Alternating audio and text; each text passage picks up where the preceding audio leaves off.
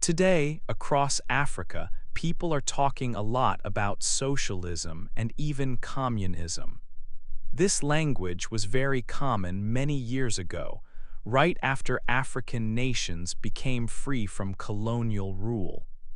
In those early years after independence, many African leaders chose socialist ideas. They wanted the government to play a big role in the economy. This meant the state would own major industries like mines and banks. The goal was often to create a more equal society and make their countries truly independent. Leaders like Julius Nyerere of Tanzania tried these ideas. They hoped this would bring fairness and fast development for all people. However, by the late 1980s and the 1990s, most African countries moved away from these strict socialist systems. Many of these government-controlled economies had problems. They did not grow well and caused difficulties for ordinary people. The world also changed. Many countries started using more market-based economic ideas, where private businesses are more important. The strict state control of the past was largely stopped.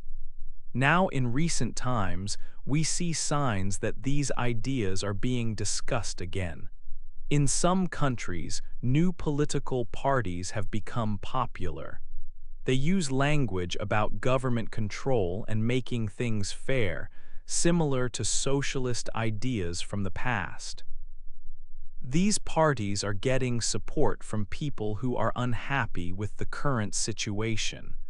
Many young Africans are also very unhappy with their lives. They are protesting in the streets in different cities. They face big problems like not being able to find jobs even after finishing school. The gap between the very rich and the majority of people is very large and feels unfair. They see corruption and feel that the current economic system is not working for them. These young people are frustrated with their governments and the way the economy works now. Their anger and difficulties are making them listen to new ideas, sometimes ideas that suggest the government should take more control and make things better for everyone. They are looking for different answers. In some parts of Africa, there have been military takeovers of governments. The new military leaders often speak strongly against the influence of countries that ruled Africa in the past. They talk about taking back control of their country's natural resources like gold and land. This kind of talk about the state owning important things sounds similar to the socialist language used by past leaders who wanted full independence. So, in Africa today, there is a big discussion about socialism and similar ideas. Is Africa really going back to the past ways of communism or strict socialism? Or are these discussions about finding new ways to fix the problems of today, using some ideas from the past but in a modern way? This book will explore this important question. We will look at the history of these ideas in Africa, the reasons why they are being talked about again today, and what this might mean for the future of the continent. This first chapter has introduced the situation and set the stage for our story. 2. Africa's old ideas. After many countries in Africa became independent, their new leaders had to decide how to build their nations. Many of these early leaders chose an idea called socialism. They thought it was a good way to make their countries strong and fair after colonial rule. This early African socialism often meant that the state or government controlled important parts of the economy. This included big businesses like banks, large farms, and mines. Leaders believed the state should own these things to help all the people, not just a few. Also, under this system, countries often had only one main political party. The idea was that everyone should work together under one party for the good of the nation. One example was in Tanzania. Its first leader, Julius Nyerere, had a plan called Ujamaa. This name means familyhood or socialism in the local language. The plan asked many people in the countryside to move to villages. In these villages, they were supposed to live and work together on communal farms. The goal was to create a society where everyone shared and was equal. However, this plan faced many problems and did not help farming grow much. Another country that used strong socialist ideas was Ethiopia under a government called the Derg. They also controlled the economy tightly and moved people in villages. This period was very difficult for many people in Ethiopia. These kinds of state-controlled economies and one-party systems were common in many African countries for some years. But in the 1980s and 1990s, things began to change. Many African countries had serious economic problems. It was hard for people to find food and jobs. Also, the world was changing after the end of the Cold War. International organizations and other countries put pressure on African nations to change their economic systems. So, most African countries started to move away from strict state control. They began to allow more private businesses to operate. They also started to allow more than one political party, bringing in multi-party democracy. These changes marked the end of the first period of widespread socialism across the continent. Most leaders stopped using strong socialist ideas, hoping that new economic policies would bring better results for their people. 3. New leaders emerge. In some parts of Africa, new leaders and parties are becoming popular. These leaders often talk about different ideas for the economy and society. In Senegal, a new party called PASTEF and its leader, Bassirou Diomaye Faye, won the election in 2024. His party said clearly it was socialist. People voted for Mr. Faye because he promised to stop bad government money use and be fair to everyone. He won the first vote easily, getting about 54%. His party is now the only one in power in Africa that says it is openly socialist. In South Africa, there is an important opposition party called the Economic Freedom Fighters, or F. The leader is Julius Malema. The F is popular with poor people. Their main idea is that the country should own important things like land and mines. Mr. Malema says these things should belong to all the people, not just to private companies. In 2019, he said they must nationalize mines and take land without paying. The F wants a big change in how wealth is shared. In Tanzania, Zitto Kabwe leads an opposition party called ACT Wazalendo. His party follows democratic socialist ideas. Mr. Kabwe wants to use old socialist ideas from a past leader, Julius Nyerere, but change them for today. He talks about groups of people, like workers, owning businesses together, not just the government. Young people in Tanzania like his message. They are often unhappy with the current government and its promises that did not come true. Why are these new leaders popular? Many people in Africa face difficult lives. There are not enough jobs, especially for young people. Some people are very rich, but many are very poor. This is unfair. Governments do not always provide good services like schools and hospitals. People are angry about this unfairness and high living costs.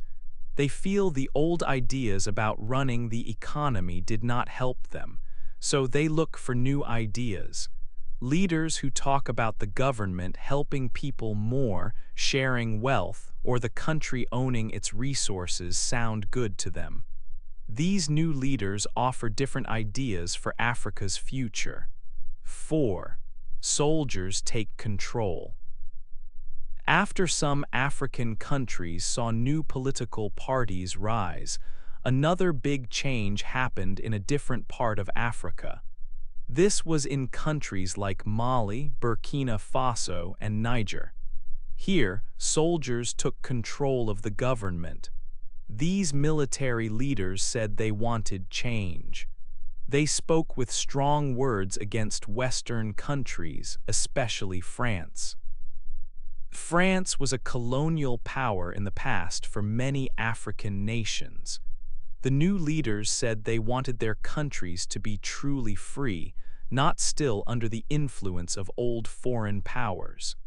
In Burkina Faso, the leader is Captain Ibrahim Traoré. He often talks about a man named Thomas Sankara. Sankara was a revolutionary leader in Burkina Faso many years ago. Captain Traoré sees himself as a modern version of Sankara. He uses similar ideas about Africa needing to stand strong and be independent.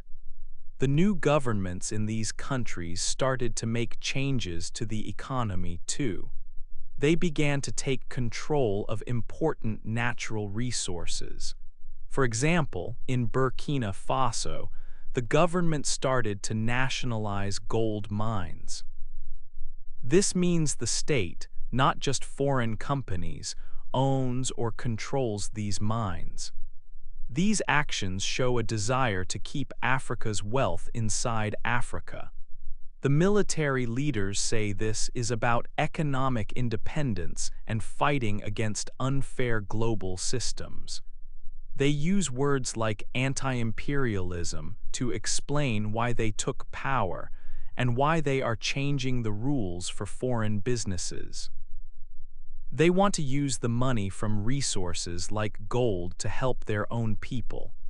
This move by soldiers taking control in some nations adds another part to the story of changes happening in Africa today. It shows that some leaders believe military power and state control are the way to get real freedom and economic strength for their countries. 5. Young people protest. Across Africa, many young people feel unhappy with their lives and their governments. This feeling has grown into large protests in the streets. Young people are leading these protests in different countries, like Nigeria and Kenya. In Nigeria, for example, young people organized big rallies in 2023 and 2024. They were very angry about government corruption.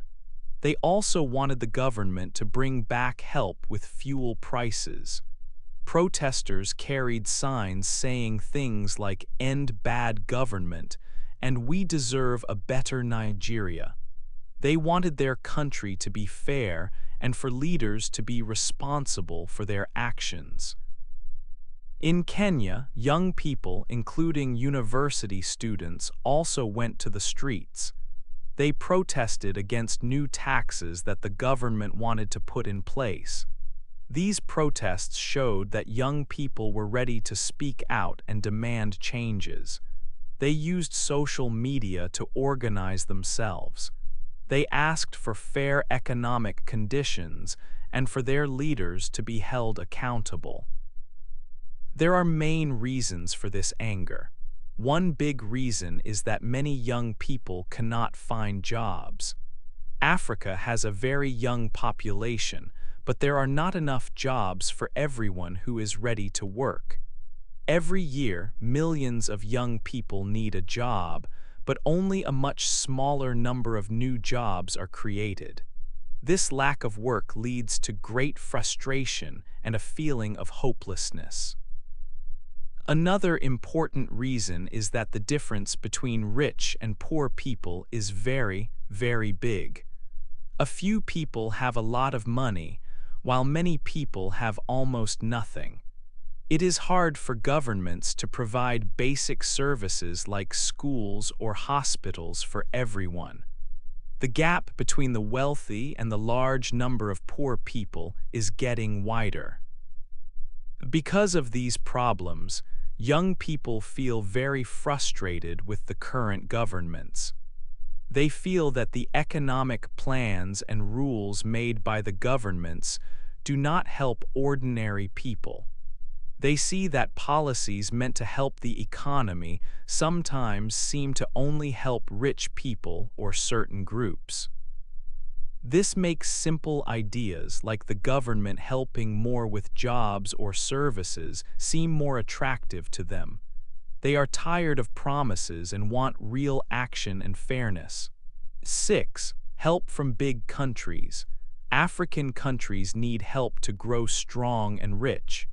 Their leaders look around the world for ideas and friends. Some leaders see countries like China and Russia. These are big countries with power. China has a different way for its economy. The government controls many things. China became very strong and rich this way. Some African leaders think maybe this model can help Africa too. They think state control can make their countries develop faster.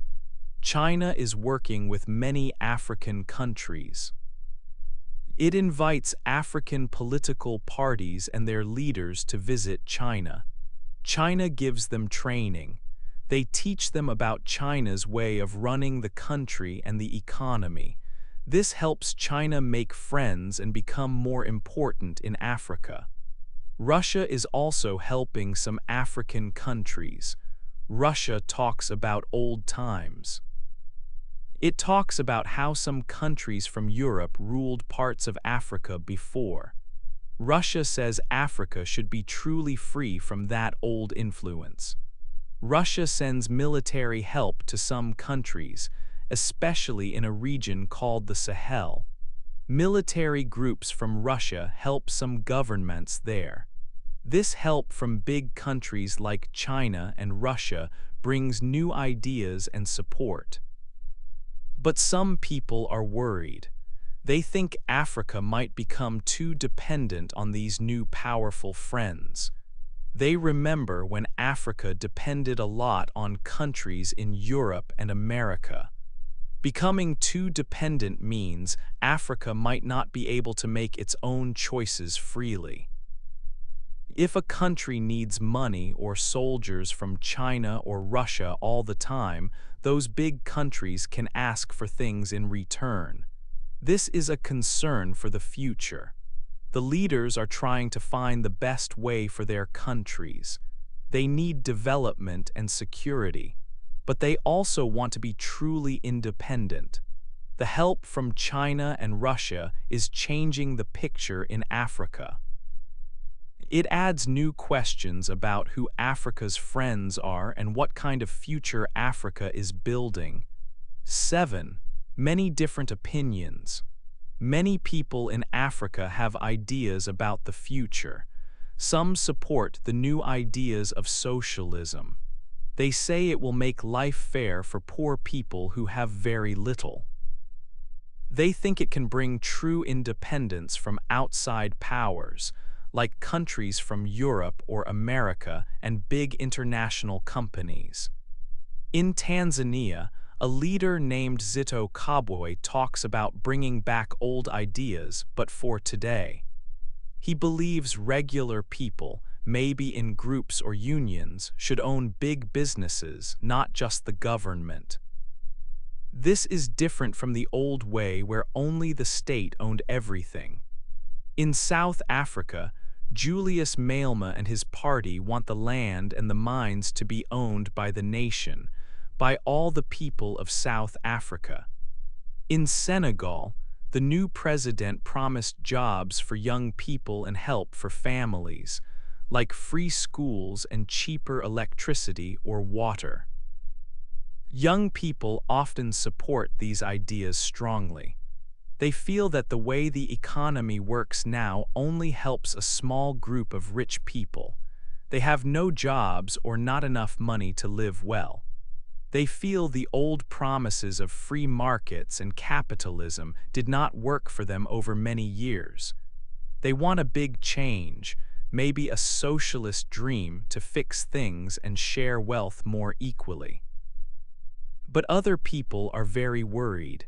They do not like the new socialist talk at all. These are the critics. They remember Africa's past very well. Many years ago, some countries tried socialist plans, but often leaders became too strong and did not allow other opinions or political parties. The economies also had big problems. For example, in Tanzania, a big plan for farming where people had to live and work together led to problems with growing enough food for everyone. In Zimbabwe, taking land from some owners caused major economic troubles for the whole country. Critics fear this will happen again now. They worry that new leaders talking about fighting foreign influence might just want to get more power for themselves and stay in charge for a long time. They say this talk can hide bad government and stop people from being free to speak or choose their leaders. They think returning to state control of the economy is dangerous and will not help the economy grow or help the ordinary people. Experts who study Africa have different thoughts about these new ideas. Some experts think the new ideas could be good if governments are careful and listen to people from all parts of society. They think smart plans by the government to invest in schools, hospitals, and roads could help the country grow and help poor people. But other experts are very afraid. They say that without very clear rules and without stopping leaders from being unfair and taking money for themselves, these ideas will fail again just like before. They think having the state control businesses can lead to big debt for the country and other problems. So, experts don't all agree on what will happen. It's not a simple choice for African nations. This situation is not just going back to the old time of strict communism or socialism from many years ago. It is more complex than that. People are trying to find new answers because the old ways of running economies, both from Africa's own past and from Western ideas, have not solved big problems like unemployment for young people and the big gap between rich and poor. It's a search for something different that fits Africa's needs today. This big debate is happening everywhere in Africa, in big cities and small villages. 8. Africa's future path. Africa's political situation is complex. It is changing very fast in many countries. We see new ideas, new leaders, and different ways of thinking about the future. Some people believe strongly in more state control and sharing wealth more equally. They think this can help poor people and make countries truly independent. But many other people are worried. They remember past times when some African countries tried similar ideas. They worry about leaders having too much power. They fear problems like corruption and economies that do not grow. This makes the discussion about socialism and state power very important and sometimes difficult. The path Africa takes next will depend on several things. One big thing is the economy. If people continue to have problems finding jobs or buying food, they might want big changes. They might ask the government to do more to help everyone. Another important thing is the choices leaders make. Will they listen to the people's needs? Will they work to build fair and strong governments, or will power lead to old problems? The future path is not set. It can go in different ways. Many people in Africa want to find their own answers. They look at different models from around the world but want solutions that fit Africa's history and needs. They are searching for ways to use their country's resources for the good of all people. It is a time of looking, trying, and deciding what works best for the continent. This search for unique solutions will shape Africa's future. What do you think is the best way for Africa to move forward? Hey there! Just a second before you go. If you learned something new today, please give this video a like, write your thoughts in the comments, and subscribe to the channel. It only takes a second, and it really, really helps to create even better English videos for you. Your support means the world. Thank you.